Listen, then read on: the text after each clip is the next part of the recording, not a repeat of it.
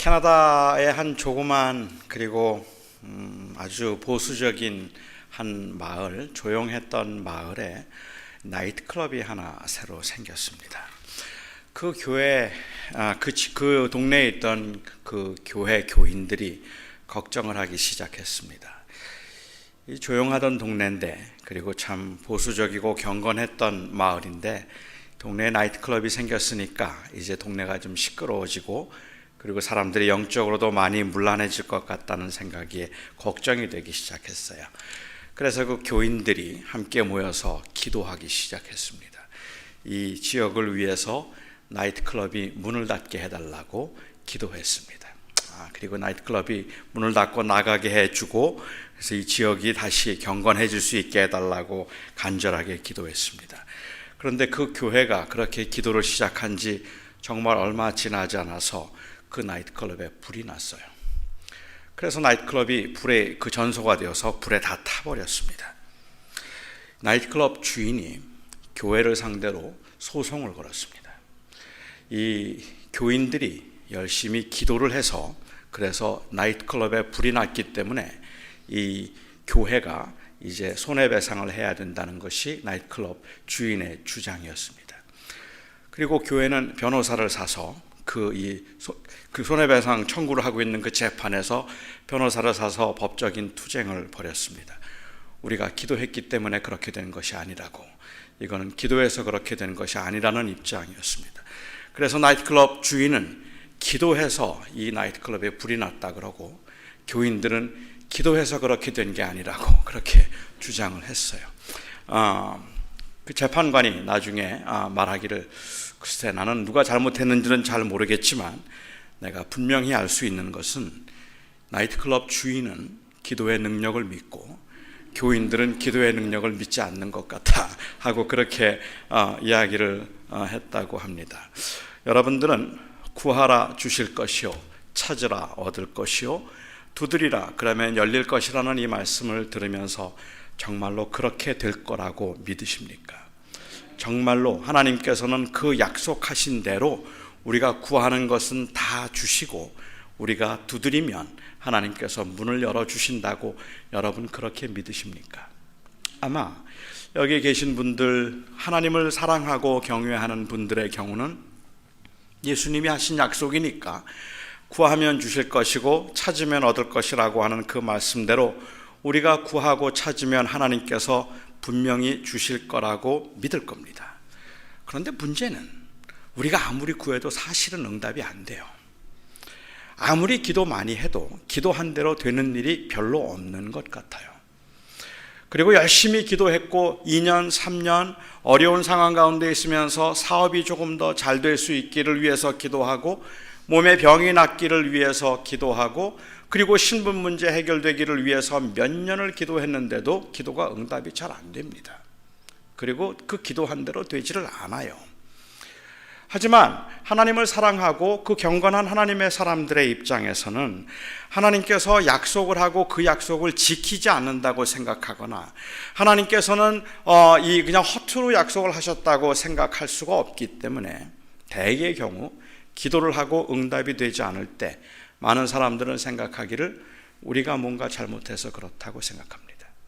하나님은 틀림없이 약속을 하셨지만 우리가 부족하기 때문에 하나님은 우리의 기도를 듣지 않으시는 겁니다. 우리의 기도가 응답이 안 되는 이유는 우리가 뭔가 부족한 게 있기 때문에 그런 것이지, 하나님의 약속이 틀렸기 때문에 그런 것은 아니라고 일반적으로 사람들은 생각합니다.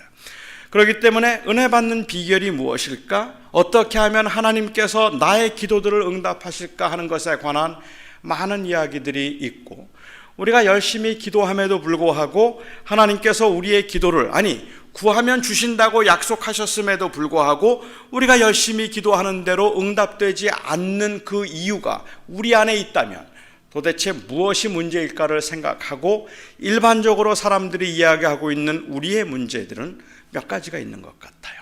그 중에 하나가 믿음입니다.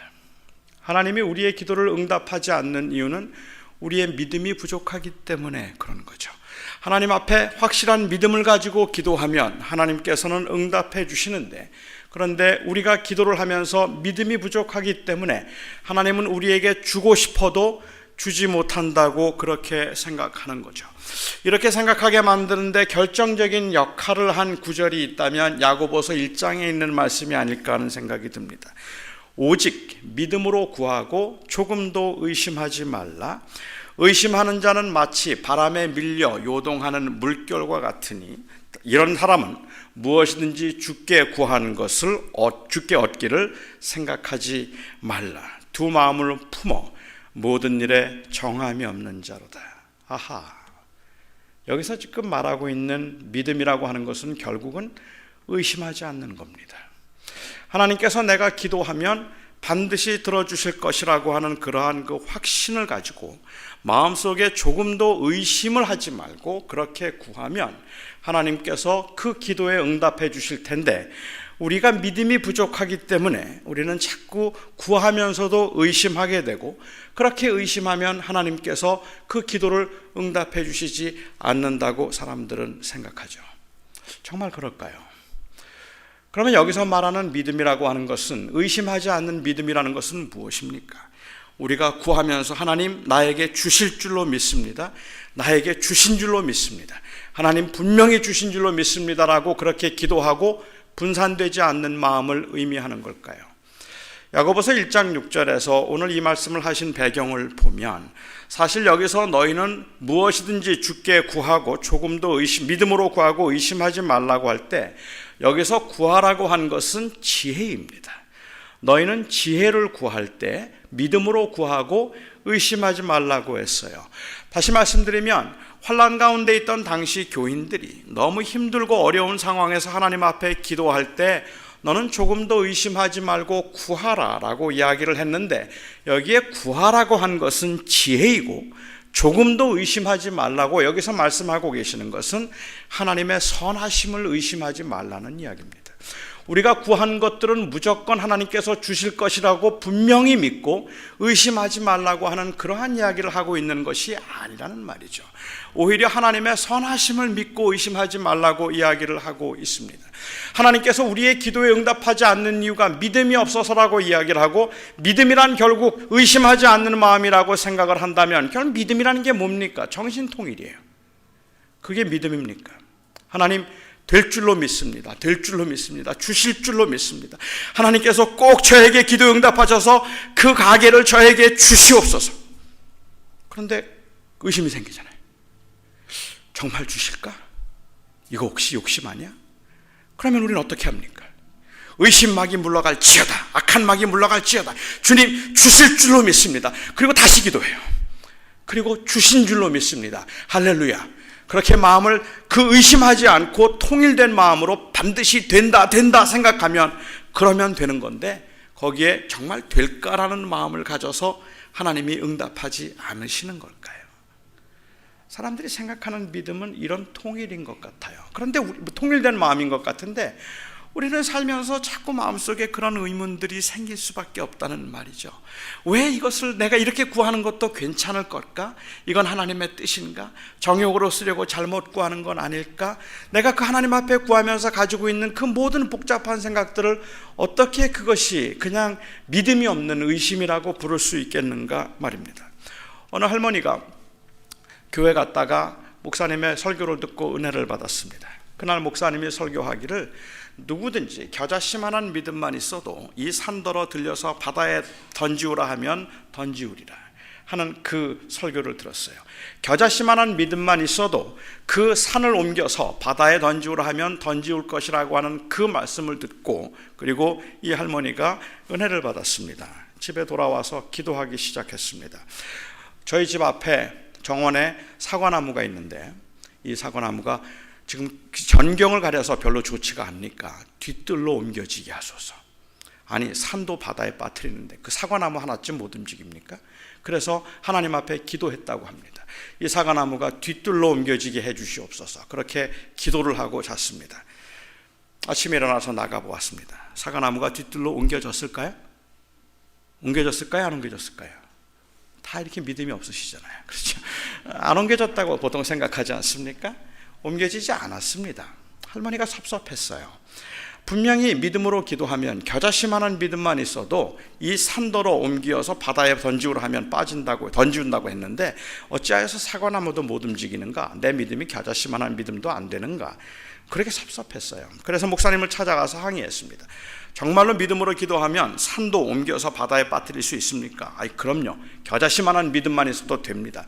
그런데 왜 사과나무가 앞들에서 뒤뜰로 옮겨지지 않았죠? 목사님이 가만히 생각하더니 할머니에게 물었습니다. 아침에 일어나서 사과나무를 보러 뒤뜰로 가셨습니까? 앞뜰로 가셨습니까? 앞뜰로 갔죠? 의심하셨군요. 사과나무를 보고 싶으면 뒤뜰로 가셨어야지 왜 앞뜰로 간 건 사과나무가 아직도 옮겨지지 않았을 거라고 안 했을지 모른다는 그 생각 때문에 그런 거니까 그러면 응답이 안 됩니다. 정말 그런 건가요? 우리가 기도하면서 하나님께서 우리의 그 간절한 상황과 안타까운 상황에서 주님 앞 기도하고 있는 저희들의 기도를 무엇이든지 구하라고 말씀하신 주님께서 결국은 아무것도 안 들어주겠다는 말 아니에요. 마음이 통일되지 않으면, 의심 없이 그냥 구하지 않으면 나는 응답 안 한다는 뜻입니까? 저는 아니라고 생각합니다. 어떤 분들은 말씀하시기를 우리가 열심히 기도하는데도 기도가 응답이 안 되는 이유는 정성이 부족해서 그렇다라고 얘기합니다. 하나님 앞에 정성이 부족하기 때문에 하나님께서 우리의 기도를 듣지 않으시는 것이고, 우리가 더욱 정성껏 하나님 앞에 정성을 다해서 기도하면 하나님은 그 기도를 반드시 응답하신다는 겁니다. 우리가 그 정성을 보이는 방법은 여러 가지가 있을 겁니다. 때로는 헌금을 통해서 정성을 보이기도 하고, 때로는 40일 철야 기도를, 금식 기도를 계획하고 작정하고 하나님 앞에 그렇게 기도하면 그 기도가 정성이 하늘에 닿아서 하나님께서 응답해 주실 것이다 하는 이야기도 아마 여러분들은 많이 들으셨을 거라고 생각합니다. 사람들이 이렇게 생각하게 만드는데 아마 결정적인 역할을 한 성경 구절이 있다면 제가 생각할 때는 누가복음 18장일 거라고 생각합니다. 거기에 나와 있는 악한 재판관에 관한 이야기인데, 예수님께서 말씀하신 비유 가운데 한 도시에 악한 재판관이 있고 불쌍한 과부가 있었습니다. 이 불쌍한 과부가 원한이 있었어요. 그 억울한 사정이 있어서 억울한 사정을 좀 풀어달라고, 도와달라고 재판관을 찾아갔는데, 이 재판관은 악한 사람이기 때문에 여러 번을 찾아와서 간곡하게 청했지만 들은 척도 하지 않았습니다. 이 과부가 몇 번을 찾아왔는지 몇 번을 계속 왔던 것 같아요. 나중에 이 재판관이 혼자 생각합니다. 내가 하나님을 두려워하지 아니하고 사람을 무시하지만 이 과부의 그 원한을 내가 들어주지 않으면 자꾸 와서 나를 귀찮게 할 것이니 내가 들어주리라. 그리고 주님께서는 말씀하시기를 악한 재판관도 이렇게 했는데 하물며 하늘에 계신 너희 아버지께서 너희의 원한을 들어주시지 않겠느냐 말씀하셨어요. 그리고 저는 많은 사람들이 이 비유를 오해했다고 생각합니다. 이 비유에서 주님께서는 악한 재판관을 이야기하셨어요. 그냥 재판관이라고 말씀하셔도 될 텐데 악한 재판관이라고 말씀하셨습니다. 이것은 그 재판관이 악하다는 것을 강조하고 있는 겁니다. 바꿔 말하면 여기서 지금 악한 재판관과 하나님은 서로 컨트라스트가 되고 있는 것이지 서로 컴페어가 되고 있는 것이 아니라는 말입니다. 그러니까는 악한 재판관이 이 악한 재판관이 귀찮아서라도 들어주지 않겠느냐, 이처럼 우리가 하나님 앞에 강청하여 기도하면, 하나님 앞에 부르짖어 기도하면 하나님께서 우리의 기도를 들어주지 아니하시겠는가? 만약 그렇게 해석을 한다면 하나님은 악한 재판관보다 훨씬 더 악한 분이 된다는 말입니다. 악한 재판관은 몇 번을 가서 강청하면 들어주는데 하나님은 3년을 기도해도 들어주지 아니하시고 5년을 기도해도 들어주지 아니하시는 분이에요. 여전히 기도에 수만 세고 계시는 분이라고 생각할 수 있다는 말입니다. 아니에요. 이 비유에서 강조하고 있는 것은 여기 악한 재판관 찾아가서 자꾸 강청했더니 귀찮아서 들어주었지, 너희도 이처럼 하나님 앞에 자꾸 기도하면 하나님은 들어주실 거야, 이 말을 하고 있는 것이 아니라 하나님은 악한 재판관과 다르다는 이야기를 하고 있는 겁니다. 하나님은 우리가 하는 신음소리도 기억하시는 분입니다. 하나님은 단순히 기도에 수를 세고 계시는 분이 아니라 하나님은 안타까운 마음으로 하나님의 때가 이를 때까지 기다릴 수 있는 분이기는 하지만, 그러나 그 하나님의 기다림은 단순히 우리의 정성이 차기까지 기다리고 계시는 것은 아니라는 말입니다. 때로는 우리가 기도 한번 제대로 못해도 하나님은 우리의 필요한 것들을 들어주시고 채워주실 수 있는 분이기 때문에 그래요.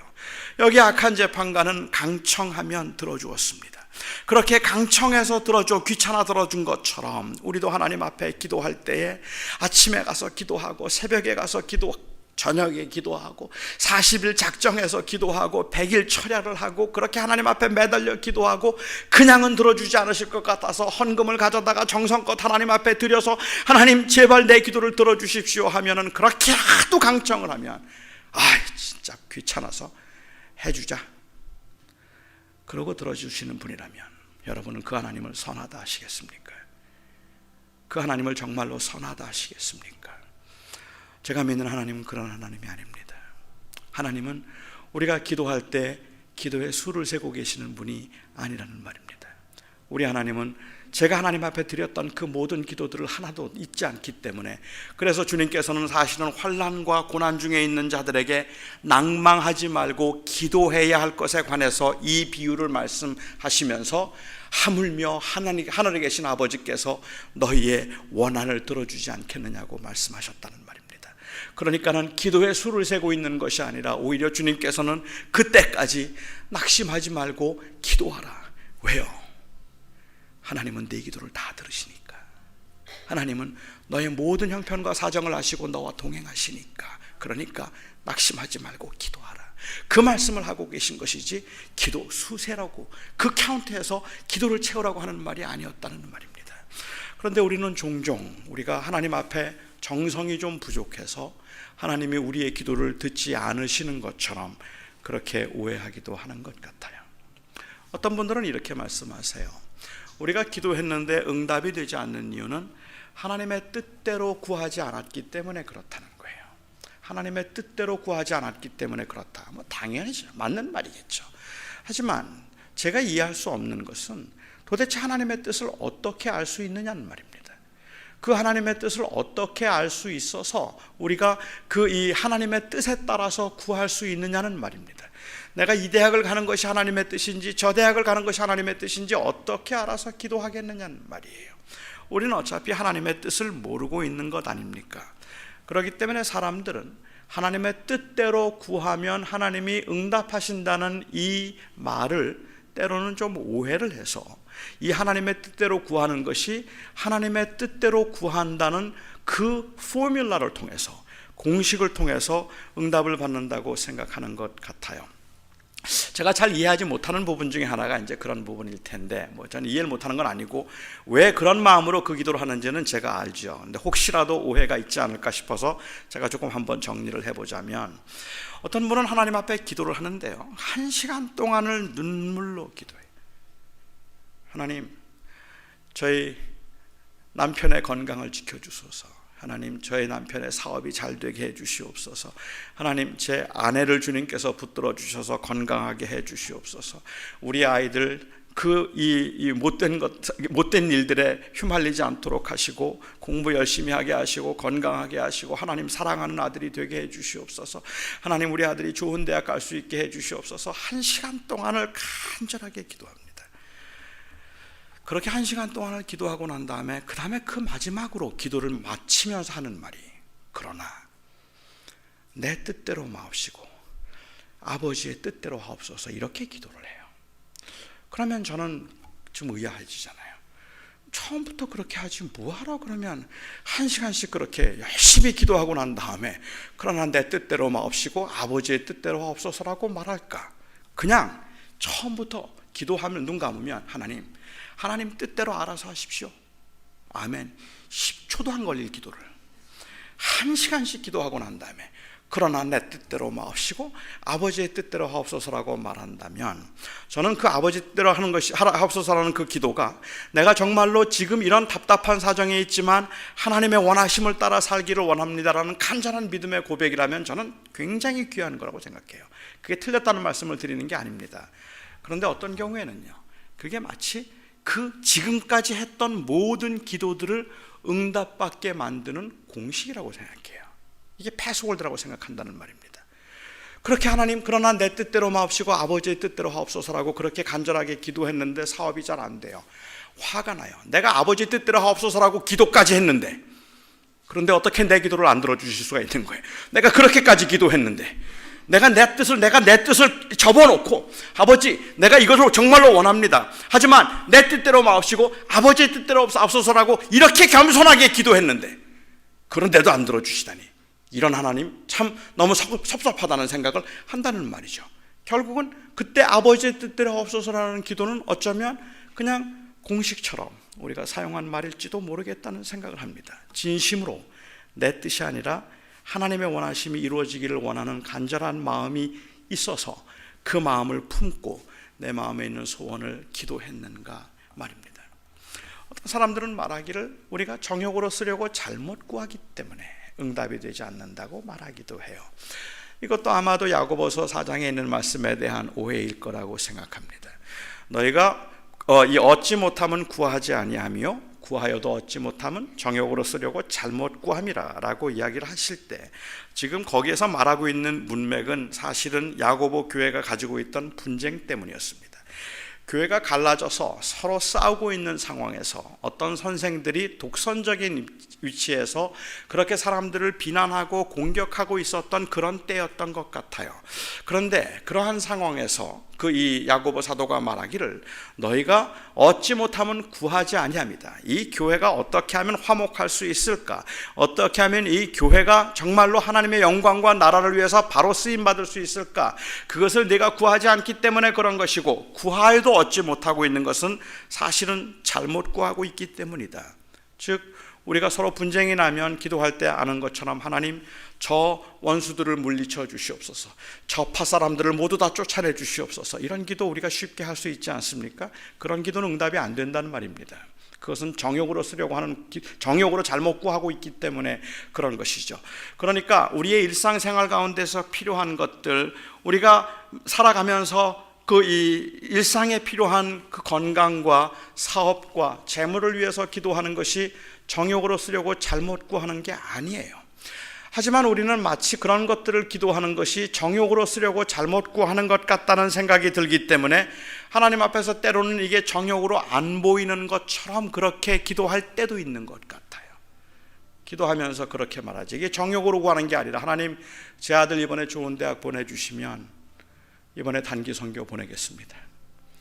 우리 사업 잘 번창하게 해주시면, 우리 사업 잘 되면 제가 건축 헌금 한번 하겠습니다. 그러니까 사업을 잘 되게 하는 것은 내가 돈 벌자고 하는 거 아니고 사실은 교회 건축을 위해서 하는 거니까 제발 좀 봐주시고 한번 좀 화끈하게 좀 밀어주십시오. 뭐 그런 마음인 것 같다는 거예요. 하지만 저는 제가 여러분들에게 드릴 말씀, 그런 기도를 하면 안 된다는 말씀이 아니라 그렇게 하나님 앞에 딜하듯이 기도하지 않아도 괜찮다는 말씀을 드리는 겁니다. 무엇이든지 필요한 걸 기도하라는 말이에요. 구할 수 있다는 말입니다. 내가 필요한 것들을 하나님 앞에 조건으로 해서 그 대신 이거 해주시면 제가 이거 해드리겠습니다라고 말하지 않아도 괜찮다는 말입니다. 그냥 무엇이든지 하나님 앞에 필요한 것을 구할 텐데, 거기에 우리가 무슨 그것을 희생하거나 아니면 정성을 담아야 하나님께서 응답해 주신다고 생각하는 것 자체가, 저는 이미 벌써 기도에 대한 너무 많은 오해가 있기 때문에 그럴 거라고 생각합니다. 오늘 예수님께서는 이 말씀을 하시면서 구하라 주실 것이요, 찾으라 얻게 될 것이요, 문을 두드리라 그리하면 문이 열리리라고 말씀을 하셨습니다. 그리고 난 다음에 주님께서는 비유로 말씀하시기를 너희가 악한 아비라 할지라도 자식에게 좋은 것을 줄 줄 안다. 자식이 떡을 달라 하면 돌을 줄 아비가 없고, 자식이 생선을 달라 하면 뱀을 줄 아비가 없으니, 악한 아비라 할지라도 자식에게 좋은 것을 줄 줄 알거든. 하물며 하늘에 계신 너희 아버지께서 너희에게 좋은 것을 주시지 않겠느냐. 그게 하나님의 약속입니다. 물론 여기서 지금 약속하고 계시는 것은 무엇이든지 구하라, 그렇게 구하면 내 구한 것을 주겠다고 약속하신 것이 아니라 무엇이든지 구하면 내가 네게 좋은 것을 주겠다고 하신 약속입니다. 누가는 여기에 좋은 것을 성령이라고 그렇게 풀어서 또 이야기를 했던 것 같아요. 그러니까 여기 지금 말하고 있는 그 돌과 떡은 어린 아이들의 경우에 있어서는 구분이 잘 안 되는 거예요. 사실은 돌이 떡처럼 생겼기 때문에 딱딱하고 둥그렇게 생겨 있어서 어른들은 보면 이게 돌인지 이게 떡인지 알지만 어린 아이들의 경우에 있어서는 그게 돌인지 떡인지 몰라서 그 돌을 떡인 줄 알고 이 구할 수도 있는 상황을 한번 염두에 두고 한번 생각해 보면 좋을 것 같아요. 자, 자식이 이 떡을 달라고 하면, 배가 고파서 자식이 떡을 달라고 하면 어떤 아버지가 그 자식에게 떡이 아닌 돌을 주겠습니까? 당연히 떡을 주겠죠. 그러니까 우리가 떡을 구하면 아버지는 떡을 주십니다. 거기는 아무 문제가 없어요. 문제는 만일 그 자식이 돌을 달라고 하면 좋은 아버지는 돌을 줍니까? 떡을 줍니까? 당연히 떡을 주겠죠. 떡을 구하면 떡을 주지만 돌을 구해도 떡을 줍니다. 그것이 좋은 아버지입니다. 그러니까 구한 대로 돌을 달라는데 돌을 줄 아버지는 없다는 말이에요. 돌을 달라고 해도 떡을 줄 거라는 말입니다.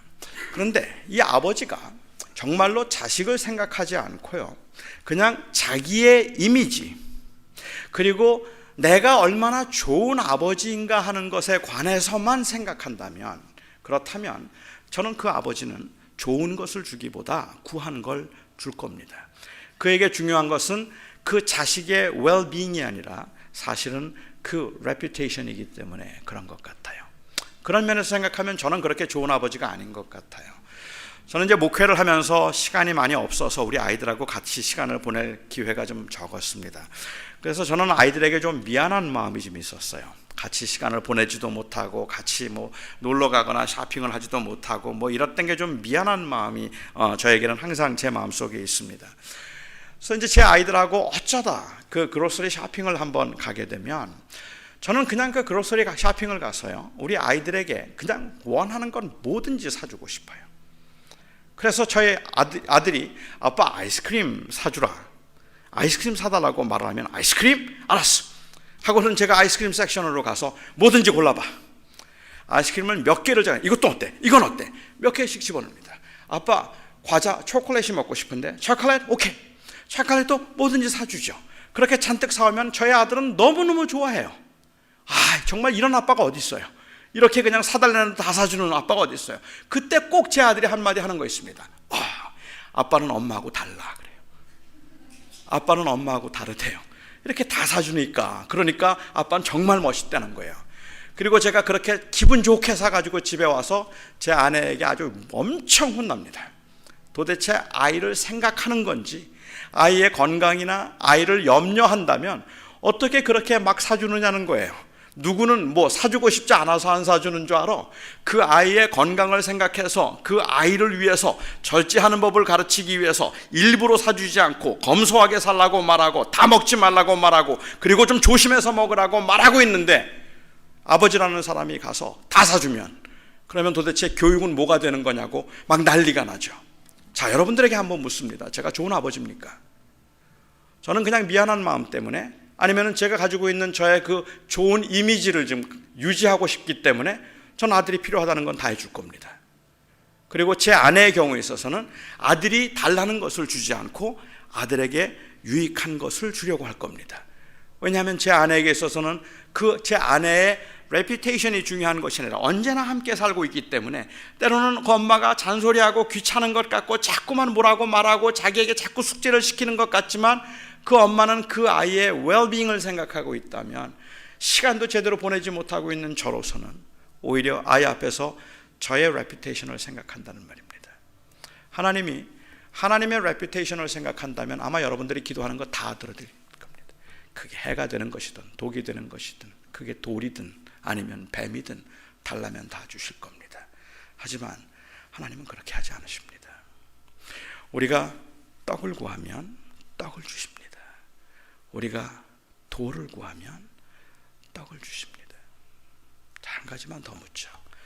구하지 않으면 주실까요? 안 주실까요? 구하지 않으면 주실까요? 좋은 아버지라면 구하지 않아도 주시지 않겠습니까? 꼭 구해야만 주지 않겠죠. 자식이 배가 고파서 그 이 허기져서 굶어 죽어가고 있는데 아버지가 떡을 하나 들고 구하면 준다. 이 자식이 괜찮습니다. 전 됐습니다. 아니 구하면 준다니까 구해 줄게. 아유 됐어요. 꼭 참습니다. 아이 자식 구하면 내가 줄게. 결국은 그냥 얼굴이 점점 파리해지고 초췌해가고 결국은 그래서 굶어 죽어요. 그 죽은 자식을 보면서 안타까워해서 달라 그랬으면 줄걸. 이쯤 되면 좋은 아버지입니까? 아니요. 때로는 억지로라도 먹여야 할 겁니다. 달라고 안 그래도 억지로라도 갖다 먹여서라도 그 건강을 생각하는 것이 좋은 아버지일 거라고 생각합니다. 저는 하나님께서 우리가 기도한 것을 응답해 주시는데 기도하지 않은 것들도 하나님께서 주실까라고 물으면 저는 제 삶을 돌아볼 때 하나님께서는 제가 기도하지 않은 것도 다 들어주셨던 것 같아요. 제가 지금 누리고 있는 소위 좋은 것이라고 말할 수 있는 것들은 그건 다 제가 기도해서 얻은 결과가 아닙니다. 미처 생각조차 못해서 기도하지 못했던 때도 많고 교만해서 기도하지 않았던 때도 하나님은 저에게 응답해 주시고 저의 기도를 하나님께서는 저의 필요한 것들을 들어주셨던 것 같아요.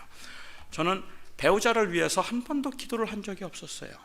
많은 사람들이 배우자를 위해서 기도하라 그러잖아요. 좋은 배우자를 만나기 위해서 배우자를 위해서 열심히 기도하라고 하는데 저는 배우자를 위해서 기도한 적이 한 번도 없었어요. 저의 교만함 때문에. 그냥 저를 따라다니는 여자들이 너무 많아서 그냥 너 그러면 그냥 제가 교제를 했고 너 그러면 그 다음에 제가 이제 결혼을 했고 제 아내도 제 아내가 20살 때 제가 프로포즈를 했어요. 제 아내가 20살 되었을 때 제가 프로포즈를 해서 내가 그대와 결혼하겠노라 했더니 너무너무 좋아하더라고요. 뭐 그러니까 제가 뭐 기도할 이유가 있겠습니까? 그냥 너 그러면 되는데 이런 교만한 마음을 가지고 있었는데도 그런데도 하나님은 저에게 정말 좋은 아내를 주신 것 같아요. 정말 좋은 아내. 사실은 지나가는 말이니까요. 제가 드리고 싶은 말씀은 우리가 무엇을 어느 때는 미처 우리가 생각하지 못해서 구하지 않아도 하나님은 우리에게 좋은 것을 주십니다. 저는 그렇게 믿습니다. 자, 지금 제가 문제가 좀 생겼습니다. 그렇죠? 떡을 구하면 떡을 주시고 돌을 구하면 떡을 주시고 안 구해도 떡을 주신다. 그러면 왜 기도해요? 기도는 뭐하러 해요? 저는 여기서 기도에 대한 오해가 있다고 저는 생각했습니다.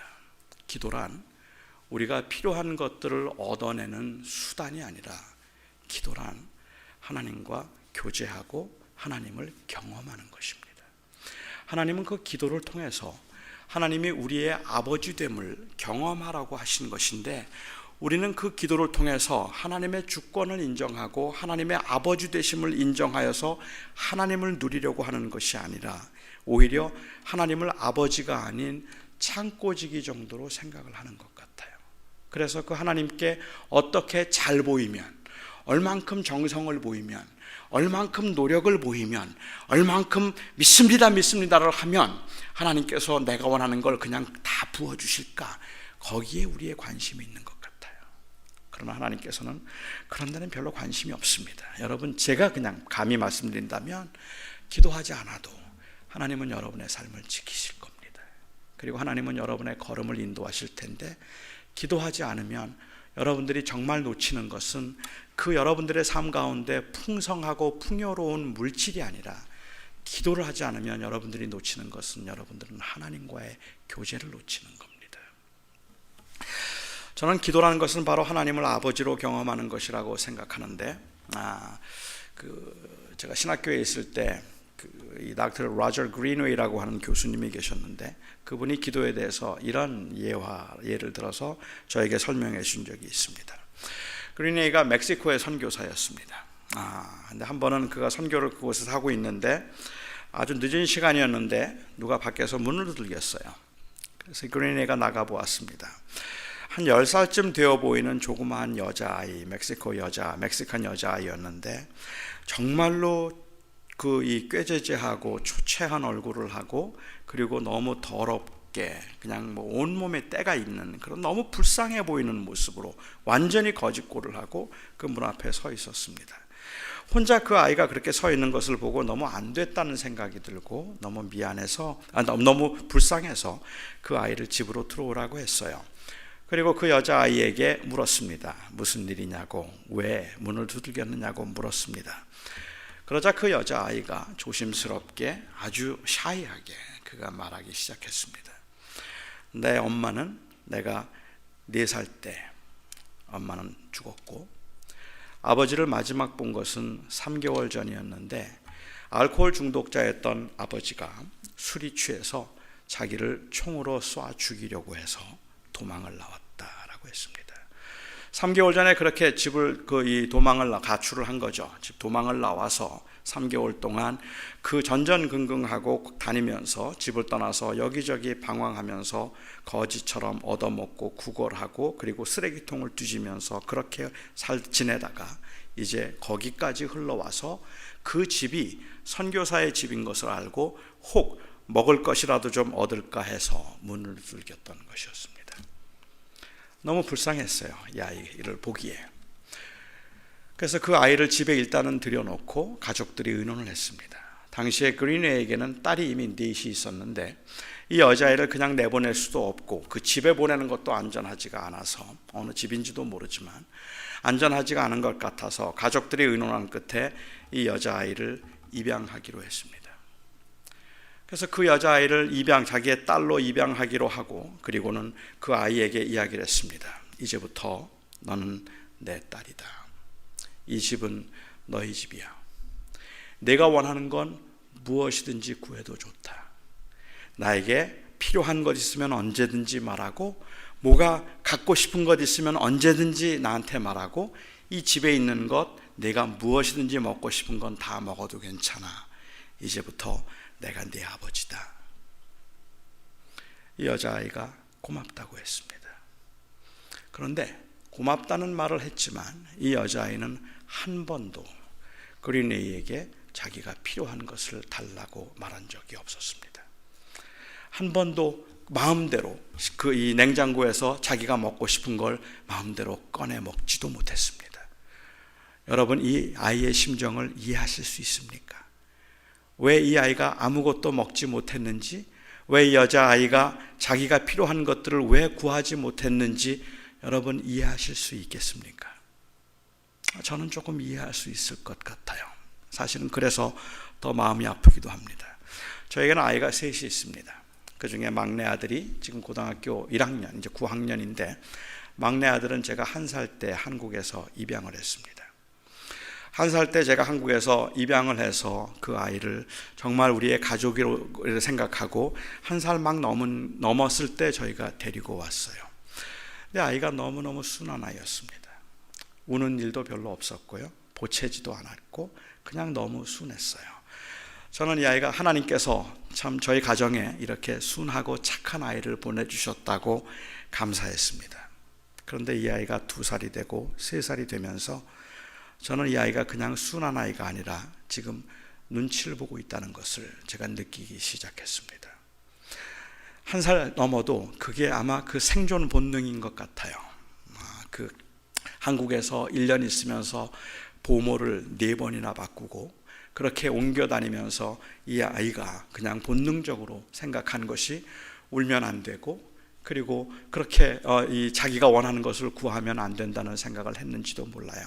그래서 너무 얌전했는데 그 얌전하고 조용한 것이 사실은 그의 성격이 아니라 그가 눈치를 보고 있었던 것 같아요.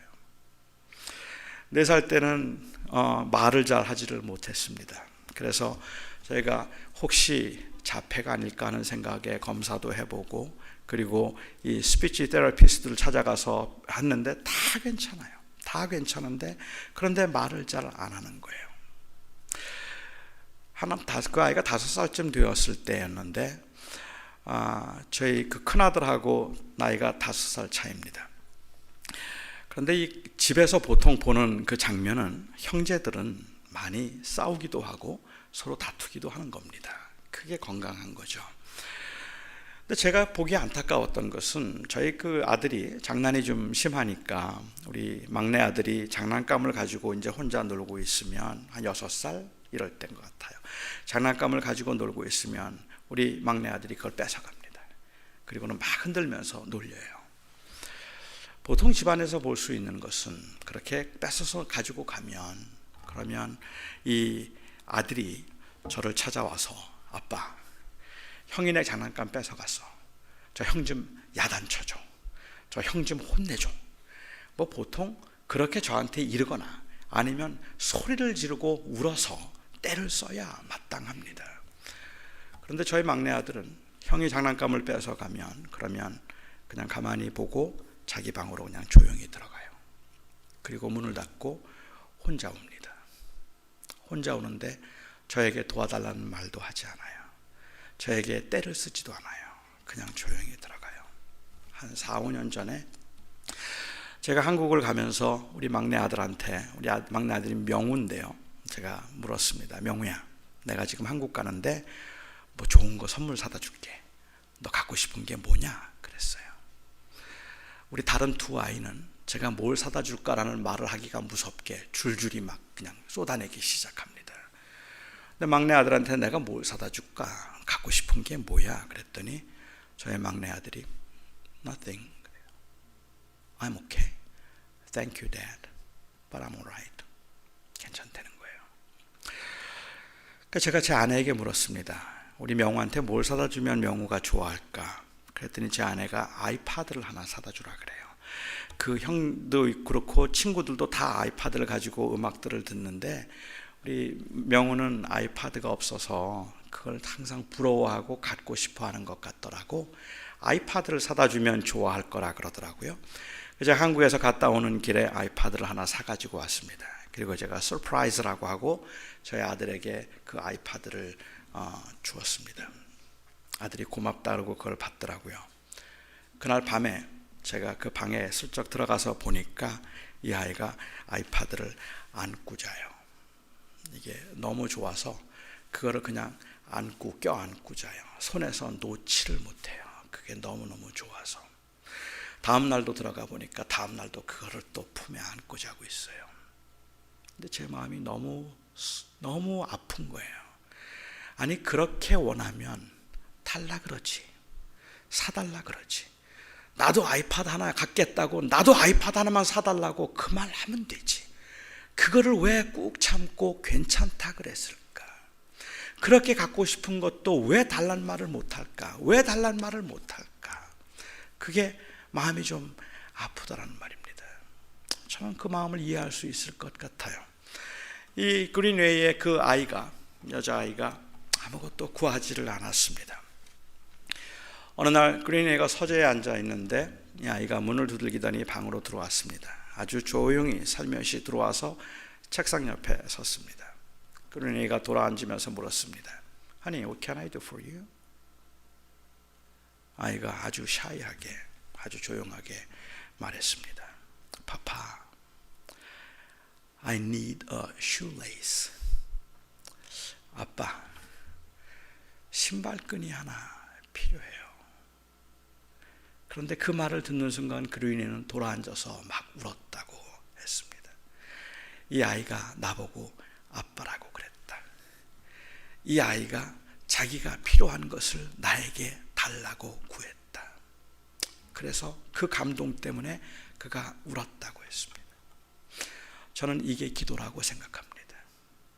하나님께서 우리에게 구하라고 말씀하실 때 이것은 그냥 어떻게 하면 그것을 잘 받아낼 수 있는가 하는 어떤 비결을 말하고 있는 것이 아니라 여기서 하나님께서 우리들에게 말씀하시는 건 무엇인지 내게 구하라.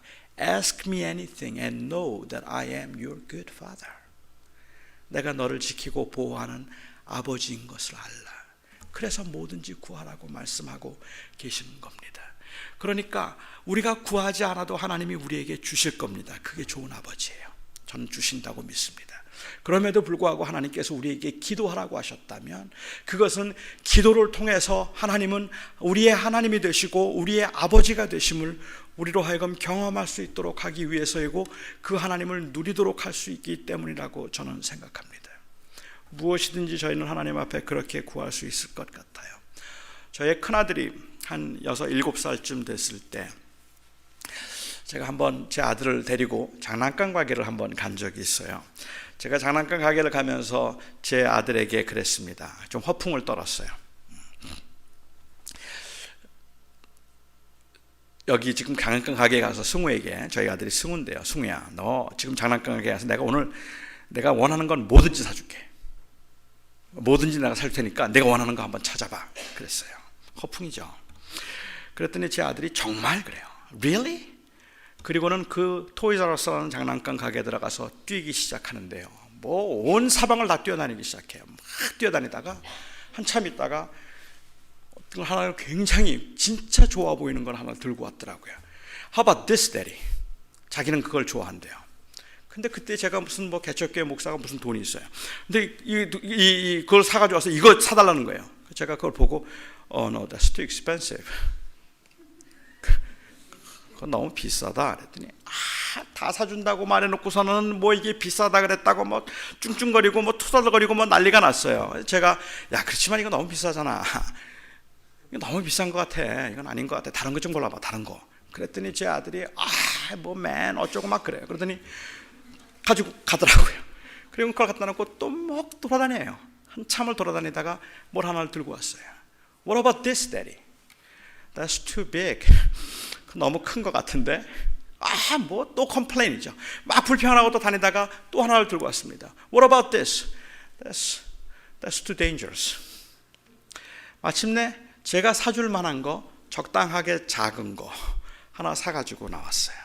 그걸 사가지고 오면서 제 아들은 너무너무 좋아하고 그것을 너무 기뻐하면서 사줘서 너무 아빠가 고맙다는 거예요. 마음에 조금 섭섭한 마음은 물론 있었겠지만 그래도 그가 고마워하는 것을 보았습니다. 저는 그 아들을 만일 저희 교회 교인 중에 아주 돈이 많은 어떤 분이 제 아들을 데리고 갔다면 어땠을까 하는 생각을 했어요. 7살밖에 안 되는 아이지만 만일 어떤 이 아저씨가, 마음씨 좋은 아저씨가 제 아들을 데리고 가면서 오늘 내가 원하는 건 내가 뭐든지 다 사줄게, 뭐든지 한번 골라봐 그랬더라면 제 아들은 제가 이야기하는 7살밖에 안 되었어도 그날 그 가게에서 뛰지 않았을 겁니다. 아마 혼자 생각할 겁니다. 이 아저씨가 왜 이럴까? 뭘 달라고 하면 예의에 어긋나지 않고 뭘 달라고 하면 그러면 정말 그걸 사줄 수 있을까? 이건 너무 비싸지 않을까? 이건 너무 큰 거 아닐까? 이것도 사줄까? 이건 아닐걸? 혼자 계산을 하고 아주 신중하고 조심스럽게 아마 제 아들은 그 아저씨가 사줄만 하겠다 싶은 것을 가지고 갈 겁니다. 그리고 How about this? 그리고 그때 그 아저씨가 그건 너무 큰데? 그러면 제 아들은 상처받습니다. 다시는 거에 뛰지 않고 고르지 않을 것 같아요. 왜? 아저씨니까. 그냥 나에게 그걸 해줘야 될 이유가 별로 없는 분이니까. 하지만 아버지이기 때문에 제가 그건 아니야 라고 말을 해도 그것이 마음에 노엽지가 않아요. 노엽지 않은 이유는 아버지가 나를 사랑한다는 것을 알기 때문이에요. 아버지가 나와 함께하고 아버지가 나의 좋은 아버지라는 것을 알고 있기 때문에 상처를 받지 않는 거예요. 노엽지가 않은 거예요. 우리가 하나님 앞에 기도할 수 있는 것들, 하나님께서 무엇이든지 구하라, 주님께서 그렇게 말씀하시면 정말로요 주님? 그리고 우리가 하나님 앞에 기도합니다. 하나님 저 그거 가게 해주세요. 그거 너무 위험해. 그러면 우리는 섭섭하죠. 하나님 왜 그거 주신다고 하고 다 주신다고 하고는 그거 왜 또 그건 또 안 된다는 거예요. 뭐 그렇게 자꾸 말 바꾸시면 돼요? 하나님께서 말씀하십니다. 그러지 말고 좀 다른 것 좀 찾아봐. 그러면 우리는 또 찾아가서 그럼 이건 어떠해요? 하고 말할 수 있는 것, 그것은 하나님이 아버지이기 때문에 되는 거예요. 어차피 하나님께서는 나의 삶을 지켜주시고 나에게 필요한 것들을 채워주셔서 그 하나님께서 나의 걸음을 인도하신다면 이 하나님의 은혜와 하나님의 사랑이 우리의 행위에 대한 결과나 행위에 대한 반응이 아니라 바로 하나님의 주권적인 하나님의 선물이고 하나님께서 먼저 찾아오셔서 우리에게 그렇게 해주시는 것이라면, 그렇다면 우리는 하나님 앞에 정말 무엇이든지 구할 수 있는데, 우리가 그것을 구할 수 있다는 사실보다 훨씬 더 중요한 것은, 우리가 그렇게 구할 수 있는 것은 바로 하나님이 우리의 아버지시기 때문에 그렇다는 말입니다. 오늘 무엇이든지 구하라, 두드리라고 말씀하시는 것은 Ask me anything and know that I am your good father. Learn from me, learn about me and experience me. 나를 경험하라. 내가 너를 지키는 너의 아버지다. 그러니까 무엇이든지 구하고 우리의 삶 가운데서 그 하나님을 경험하여 인정하라고 주님께서 말씀하고 계시는 겁니다. 저는 너무 많은 경우에 이 하나님에 대해서 오해가 있다고 저는 생각합니다.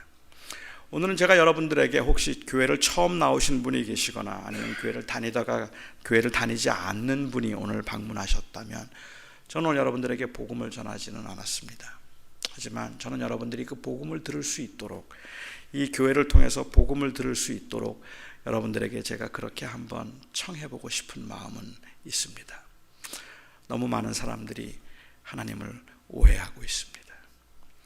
하나님이 주겠다고 말씀하시고 무엇인지 구하라고 말씀하셨는데도 실제로 제가 알고 있는 바 너무 많은 사람들이, 심지어는 교회 열심인 사람조차도 하나님에 대한 섭섭한 마음이 있습니다. 하나님께서 믿음이 없어서 기도 응답하지 않는다 말씀하시고, 정성이 부족해서 기도 응답하지 않는다고 말씀하시면 그 앞에 할 말은 없지만, 그런데 그 하나님의 약속이 너무 허망하다는 생각 때문에 사실은 하나님에 대한 그런 마음들이 원망도 있을 뿐만 아니라 너무 많은 사람들이 그 하나님에 대해서 두려워하고 있는 것 같아요. 저는 오늘날 교회가, 여기 계신 분 중에 교회를 처음 나온 분이 계시다면, 저는 오늘 교회가 하나님을 설명하거나 소개를 하면서 그 하나님을 너무 잔인한 분으로 소개를 했던 것 같아서 제가 죄송하다는 마음이 있습니다. 내가 교회 안 나가면 벌 주시고, 11조 하지 않으면 사업을 망하게 하거나 자식의 다리를 부러뜨리는 분, 하나님 앞에 헌신적으로 섬기거나 사랑하지 않고 열심히 기도하지 않으면 내가 아무리 필요한 것이고 지금 내가 금방 죽어갈 것 같은 상황에서도 아랑곳하지 않고 거들떠도 보지 않는 분, 그런 하나님이기 때문에 하나님을 섬기기는 섬기는데 하나님에 대한 두려움이 있고 하나님에 대한 원망이 있고 그 하나님에 대한 그 이 섭섭함들이 너무 많이 있을 뿐만 아니라 밖에 있는 사람들이 보기에도 그렇게 기도하면 응답받는다는 그러한 생각으로 부르짖어서 하나님 앞에 매달리고 철야하고 밤새도록 기도하면서 구하고 있는 그 모습을 보면서 세상 사람들은 말하기를, 야, 나는 구하지 않아도 그만큼은 갖겠다. 도대체 그 하나님은 그렇게 구하는데도 어찌 이렇게 안 주시냐? 말할 수밖에 없을 만큼이나 믿는 사람들의 삶이 세상 사람들이 보기에는 별로 그렇게 대단해 보이지 않는 것 같은 그런 모습들은 저는 하나님에 대한 misrepresentation이라고 생각합니다. 오늘 이 말씀을 통해서 하나님께서 우리들에게 주시는, 예수님께서 그 하나님에 대해서 우리에게 주시는 것은, 그 메시지는 우리 하나님은 우리의 좋은 아버지이십니다. 선하신 아버지이십니다. 우리가 구하지 않아도 주실 분입니다. 우리가 너무 부족하고 너무 미련해서 잘못 구해도 우리에게 좋은 것을 주실 수 있는 분입니다. 어떻게 하느냐고요? 하나님이 그렇게 좋은 분이고 그렇게 냉정하고 냉철하고 그렇게 이 무서운 분이 아니라 그렇게 좋은 분이라는, 좋은 아버지라는 것을 제가 어떻게 하느냐고요? 제가 할 수 있는 것은 바로 예수 때문입니다. 하나님께서 우리를 사랑하셔서 그 아들 예수 그리스도를 우리에게 주시고, 그리고 그 아들을 대신 저주하심으로 그를 믿는 사람들에게 영원한 생명을 주셨습니다. 그리고 하나님께서는 우리들을 자녀로 삼으셔서 그 아들을 우리에게 주심으로 그 아들을 통하여 그를 믿는 사람들을 하나님의 자녀가 되게 하셔서 하나님은 그들의 좋은 아버지가 되셨습니다. 하나님이 우리의 좋은 아버지임을 알 수 있는 저에게 있어서 가장 확실하고 가장 분명한 것은, 그것은 바로 제게는 그 아들 예수입니다. 예수 그리스도를 우리에게 주신 하나님께서, 그 예수 그리스도를 통해서 우리를 구원하시고 생명을 주신 그 하나님께서 오늘 여러분들에게 말씀하십니다. 무엇이든지 구하라. 그리고 내가 너의 좋은 아버지인 것을 알라. 사랑하는 성도 여러분, 우리가 믿는 하나님이 그런 하나님인 것을 여러분들이 꼭 기억하시고 하나님 앞에 더욱 간절하게 여러분의 형편과 사정을 부르짖어 아뢰 수 있기를 바랍니다. 낙심하지 말고 기도하시고 그리고 더 뜨겁게 기도하십시오. 우리가 기도하는 이유는 내가 그렇게 기도하지 않으면 응답해 주지 않기 때문에 그런 것이 아니라 그렇게 기도함으로 우리는 하나님을 경험할 수 있기 때문에 그렇습니다. 혹시 처음 교회 나온 분이 계시다면 저는 제가 믿는, 그리고 여기에 있는 많은 분들이 믿고 있는 그 좋은 하나님을 꼭 여러분들이 여러분의 아버지로 믿을 수 있기를 바랍니다. 기도하겠습니다.